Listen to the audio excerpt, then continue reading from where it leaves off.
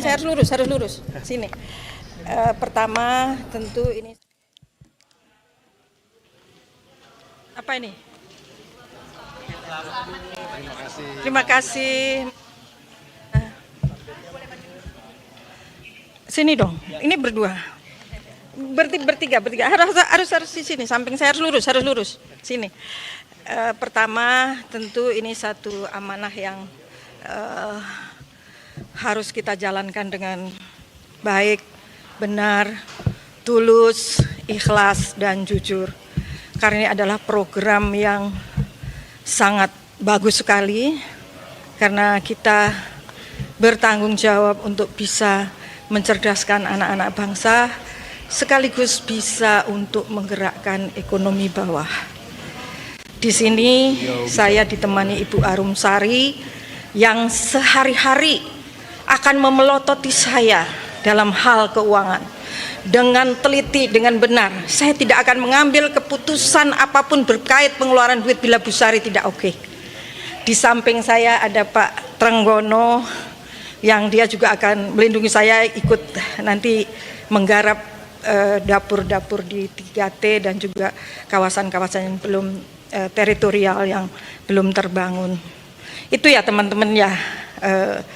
Langkah kami adalah pertama-tama seperti yang beberapa waktu lalu saya sampaikan, kami concern pada efisiensi anggaran agar bisa tidak membebani anggaran negara pada saat ini, tetapi dengan tidak mengubah target dari yang kita berikan gizi.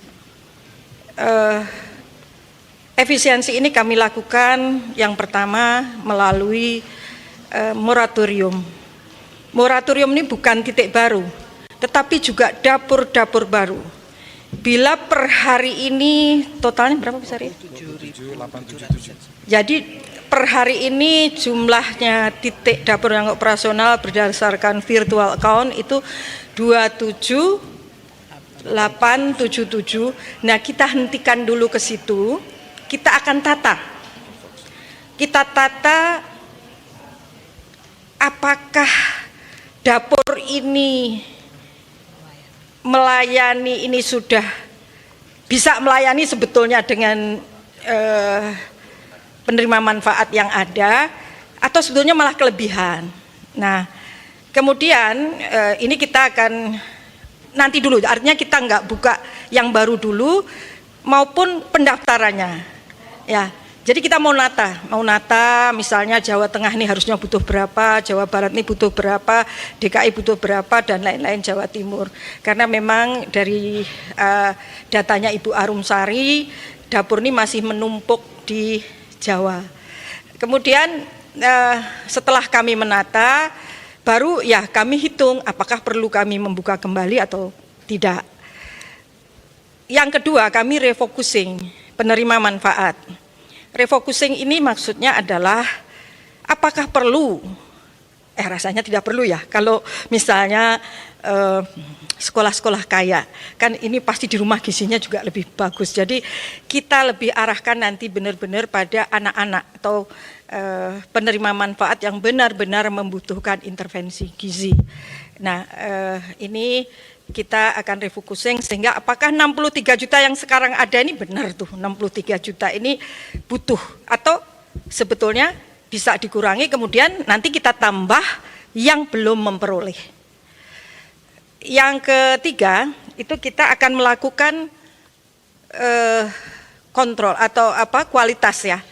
Kami juga sudah sampaikan ke Presiden di tahun 2026 ini kita bukan mengejar kuantitas tapi pada kualitas, sehingga kami akan mengecek apakah dapur-dapur yang sekarang ada ini sesuai dengan juknis atau tidak. Nanti akan kita grading misalnya apakah dapur ini bisa 3.000, 2.000 atau 1.000 saja, itu nanti akan kita kelompok-kelompokkan. Selanjutnya yang terakhir adalah untuk 3T. Ini kami akan mencoba mengurangi tidak menggunakan APBN, mencoba ya. Tetapi tadi kami belum ke sini nih sudah didemo nih oleh rupanya ada investor yang sudah membangun 3T. Kami akan selesaikan bagaimana sebaiknya, tapi untuk wilayah-wilayah yang belum digarap oleh investor, kami akan coba kerjasamakan atau kita bisa dibiayai dengan CSR-nya BUMN, atau mungkin ada hibah dari luar negeri, atau mungkin juga kalau di tempat itu ada perusahaan-perusahaan besar misalnya berinvestasi, masa sih bikinin dapur untuk masyarakat di situ nggak mau, kan nggak mahal juga. Jadi mereka kan juga punya CSR.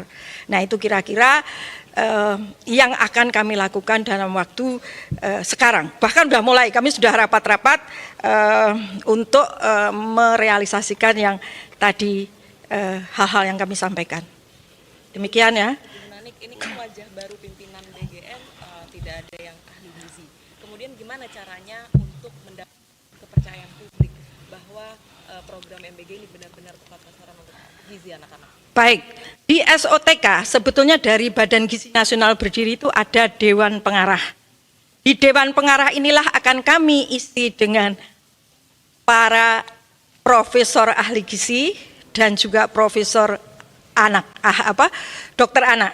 Jadi nanti yang akan mengguiden kami, yang akan membimbing kami nanti adalah Dewan Pengarah yang terdiri dari 7 orang. Mungkin di antara 7 orang itu 5 kemungkinan mereka adalah dari pakar-pakar gizi. Demikian. Jadi terkait dengan kepemilikan dapur, ketika rilis kejaksaan mengatakan bahwasanya dapur itu harus dikelola oleh yayasan sekolah. Pasca kejadian bagaimana kepemilikan dapur itu sendiri? Lalu kedua, apakah boleh pemilik dapur itu berafiliasi? Jadi itu menjadi sorotan masyarakat juga. Saya akan luruskan ya, mungkin sebetulnya bukan berafiliasi dengan sekolah. Yayasan itu boleh saja, tidak harus nggak ada syaratnya berafiliasi dengan sekolah. Tapi memang diutamakan dulu Pak Presiden ketika mendirikan BGN itu adalah yayasan-yayasan yang bergerak dalam bidang sosial, kemudian pendidikan dan juga agama-agama apa saja. Nah itu, tapi kalau secara khusus juknisnya berkaitan dengan sekolah tidak ada.